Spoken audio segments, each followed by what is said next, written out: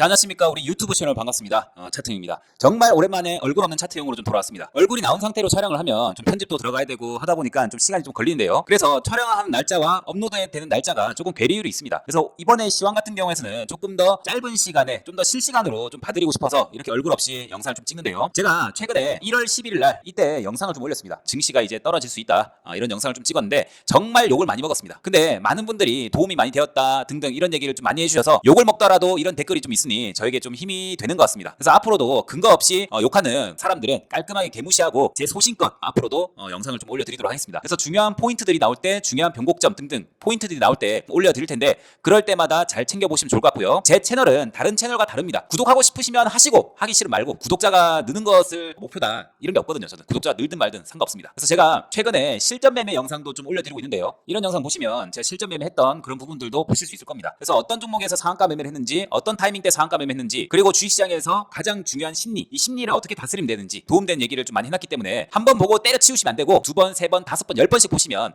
굉장히 좀 도움이 되지 않을까, 심리를 다 잡는 데 도움이 되지 않을까 생각합니다. 제가 생각하는 주식시장의 고수는 중수까지는 기술적인 부분을 굉장히 중요시하거든요. 근데 고수로 넘어가려면 이 기술을 뛰어넘어서 기술도 있지만 심리를 조절하는 이 심법까지 있어야지만 고수가 될 수 있습니다. 그래서 이 두 가지를 다 갖춰야 된다. 그래서 저런 영상에서는 그런 심리적인 부분들을 굉장히 많이 얘기해놨기 때문에 보시면 좀 좋을 것 같고, 그리고 이 쇼츠, 최근에 이 쇼츠 같은 경우에서도 제가 도움된 내용들로 업로드를 좀 해드리고 있습니다. 제 채널에 있는 영상들 한번 쫙 보시면 굉장히 도움되지 않을까 생각 들고, 과거에 이렇게 올려놨던 영상들도 있잖아요. 인기 동영상에 보시면 이런 기법들 영상이 있으니 이런 것들도 잘 참고해보시면 좋을 것 같습니다. 자, 그러면 오늘 바로 시작을 해보도록 하겠습니다. 자, 그래서 오늘은 증시가 지금 떨어지고 있는데 과연 어디까지 떨어질 수 있을 것인가, 그리고 증시의 저점을 파악할 수 있는 뭔가 신호 같은 게 없을까 고민들 많이 할 텐데, 오늘 그 부분들에 대해서 궁금한 부분들 긁어드리는 시간을 가져볼 겁니다. 제 입으로 말하기는 좀 그렇지만 제가 지수의 방향성을 좀 은근히 좀 맞춰요. 물론 100%가 아니기 때문에 때론 틀릴 때도 있지만 그래도 은근히 좀 맞추는 것 같습니다. 그래서 제가 시장의 고점과 저점을 파악할 때 정말 여러 가지의 보조 지표와 경제 지표들, 이런 것들을 많이 판단하는데요. 그 중에서 오늘 하나를 좀 알려드릴 것이고, 과거 영상에서도 제가 알려드린 적이 있을 겁니다. 그래서 저는 개인적으로 지금 지수가 다 떨어졌다, 지금 바닥이다 라고 생각하지 않습니다. 지수는 더 떨어질 수 있다 라고 개인적으로 생각하는데, 특히 이제 코스피보다는 코스닥이 좀 더 많이 떨어질 수 있을 것이다 라고 생각하는데, 오늘 이 영상을 끝까지 보시면 왜 그럴 것인지를 분명히 알 수 있을 것입니다. 그래서 아직 코스닥은 바닥이 아니라고 생각하기 때문에 더 떨어질 수 있다 라고 저는 개인적으로 생각합니다. 왜 그렇게 얘기하는지 더 살펴보도록 하겠습니다. 자, 저는 이렇게 증시를 볼 때 여러 가지 지표도 많이 보겠지만 그 중에 한 가지 RSI, 이 RSI를 좀 보거든요. RSI 같은 경우에 14로 되어 있는데 저는 12를 좀 봅니다. 12나 14를 좀 보는데 상황마다 좀 달라요. 그래서 그 부분까지 언급하면 너무 딥해질 수 있기 때문에 일단 12로 본다,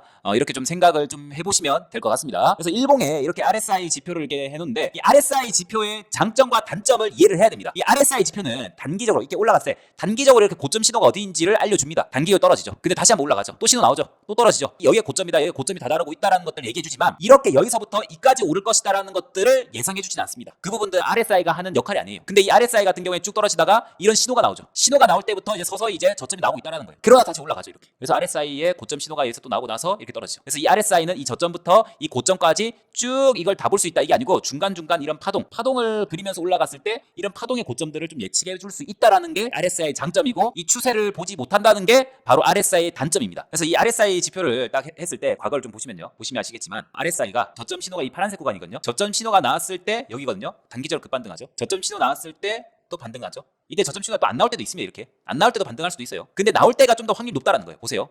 저점 신호 딱 정확히 나오죠. 이 중간에서 안 나오죠. 그러다 이 끝에서 나오잖아요. 이렇게 했다가 한 번 더 반등하거든요. 이렇게 반등하는데 여기가 최저점이기 때문에 지수는 쭉 올라간다, 이게 아닙니다. RSI는 올라가다가 또 꺾일 수 있어요. 왜? 이건 추세를 보는 게 아니기 때문에. 추세를 보는 것들은 다른 걸 또 봐야 된단 말이에요. 기본적으로 저는 시장을 볼 때 뭘로 보냐, 가치적인 평가, 그 다음에 기술적인 평가를 합니다. 이 두 가지를 다 본단 말이에요. 그래서 이제 증시가 이제 떨어졌다가 이제 저점을 잡고 이제 올라가고 있을 때 어디까지 올라갈 수 있을 것인가, 이런 것들은 가치 평가도 같이 들어가야 됩니다. 경제 지표도 봐야 되고 정말 봐야 될 게 많단 말이에요. 근데 일단 기술적인 부분과 가치적인 부분을 둘 다 보는 게 확률이 훨씬 높다라는 거 꼭 기억을 하시고요. 그러고 나서 이 신호 또 나오더만, 살짝 나오더만 또 반등하죠. 여기 또 신호 또 나오죠. 신호 나오고 나서 어떻게 됩니까? 또 반등을 또 이제 슬슬 합니다.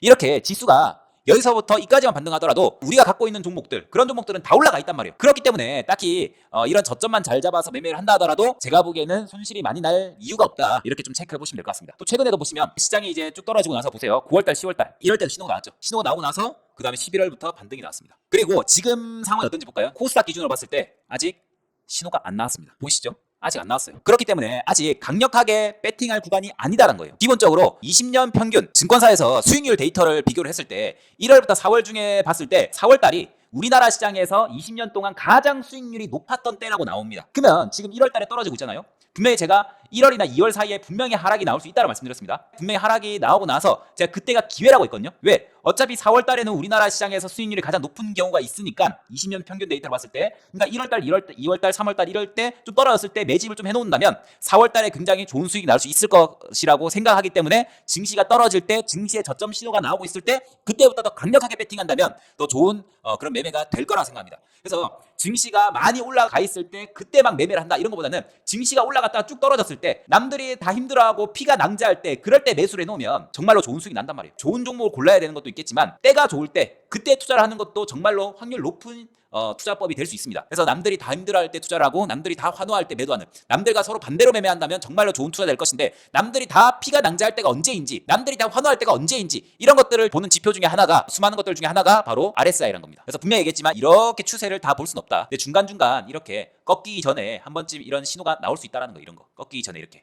그래서 이런 부분들은 약간 변동성 지표라고 좀 체크를 해보시면 될 것 같고요. 그래서 지금 쭉 보시면 쭉 올라갔다가 하락 나왔는데 아직 접전 신호가 안 나왔습니다. 그리고 이제 코스닥은 이런데 코스피는 어때요? 코스피는 신호가 나왔습니다. 오늘 보시면 코스피가 별로 안 떨어졌죠. 강보합에서 마감했잖아요. 코스닥은 마이너스 1.5%까지 하락을 했는데 코스피는 강보합에서 마감했습니다. 그게 바로 이 신호가 나왔다는 거예요. 이 신호가 코스피는 나올 때까지 벌써 많이 떨어졌습니다. 근데 코스닥은 코스피가 저렇게 떨어질 때까지 별로 안 떨어졌어요. 근데 코스피는 정말 많이 떨어졌었거든요. 그러다 보니까 코스피가 먼저 이런 신호가 나왔습니다. 보이시죠? 과거도 보시면 9월달, 10월달 이럴 때 신호 한번 나오죠?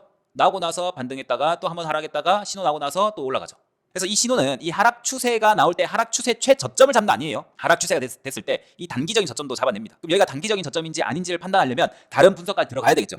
일단 그 부분까지 하려면 더 너무 딥하니까 패스하고 일단 단기적인 저점부터 파악을 하자. 그래서 코스피는 지금 이런 신호가 나왔었고요. 코스피 보세요. 과거에도 이런 신호 나왔을 때 올라갔죠. 이렇게. 그 다음에 이런 신호 나왔을 때 또 올라가죠. 이런 신호 나왔을 때 또 올라가죠. 그러니까 지수가 횡보만 하더라도 정말로 좋은 시장이에요. 어떤 좋은 시장? 중소형주에서는 정말로 괜찮은 시장입니다. 그러니까 시장이 이렇게 한두 달 동안 이렇게 올라간다면 나이스한 시장이죠. 중소형주에서 굉장히 좋은 수익들을 낼 수 있는 시장이겠죠. 또 신호 나오고 나서 또 올라가죠.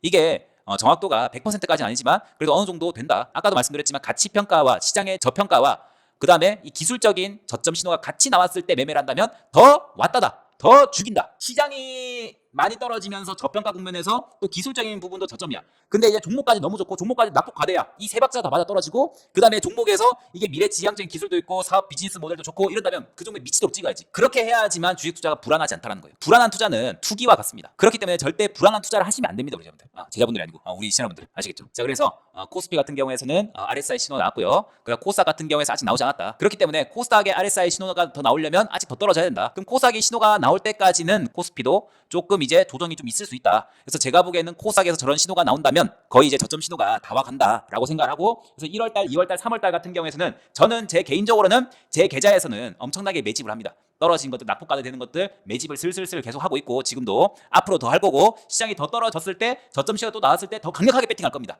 그러고 나서 남들이 이제 3월달, 4월달, 5월달 이럴 때 증시가 올라가고 있을 때 그때 이제 막 개인 투자들이 막 그때 투자를 막 많이 하려고 할 때 그때는 저는 또 이제 매도를 할 겁니다. 그래서 제가 또 한 가지 알려드리고 싶은 거는, 제가 분명히 이제 말씀드렸지만 미국의 장단기 금리차가 회복되었을 때 조심해라. 이 쇼츠 영상에 나와 있거든요. 증시 대폭락 신호. 이 회복되었을 때 조심을 해야 된단 말이에요. 근데 이제 올해 안에는 분명히 이 장단기 금리차가 회복이 될 겁니다. 회복이 되어준다면 3에서 6개월 뒤에 폭락장이 나올 가능성이 좀 높은데, 그렇게 되었을 때 분명히 시장이 떨어질 수 있다. 그러면은 회복이 뭐 이번 달에 될지 다음 달에 될지 언제 될지 몰라요. 근데 되고 나서 그 이유가 전 중요하다 생각하거든요. 그래서 저는 회복되고 나서 증시의 고점 신호가 또 나왔을 때, 증시가 고평가되고 고점 신호 나왔을 때, 여러 가지 경제 지표 다 봤을 때 이건 고점이다 판단되었을 때 저는 또 이제 꽃버스를 매수할 겁니다. 그러고 나서 꽃버스에서 한번 수익 내고 나서 수익을 낼 거면 증시가 빠져야지만 꽃버스가 수익 나겠죠. 그럼 증시가 빠질 때 증시가 가치평가상으로 저평가고 기술적으로 봤을 때도 저점이고 종목도 너무 과대 낙폭됐고 너무 좋아. 그런 상황일 때 꽃버스를 또 팔고 그 종목 확 찍어버릴 거란 말이에요. 이게 바로 제가 하는 승부입니다. 그래서 저는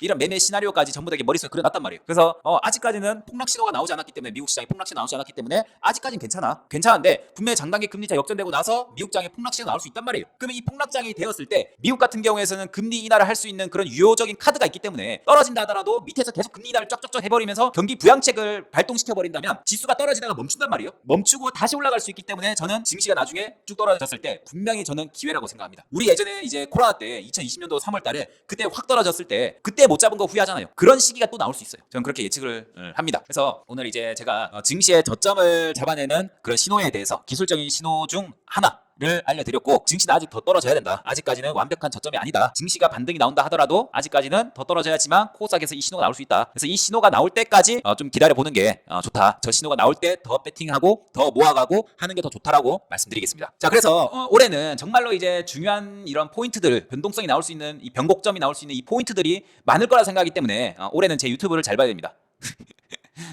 다들 고생하셨고, 전 다음 시간에 뵙도록 하겠습니다. 뿅!